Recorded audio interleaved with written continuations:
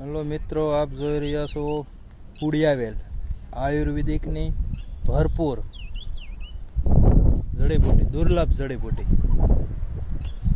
અત્યારે આવી ગયા છે ઉડિયા. ચોમાસું આવ્યું નથી પણ અત્યારે ઉડિયા છે. તમે જોજો, આ છે લાઈવ.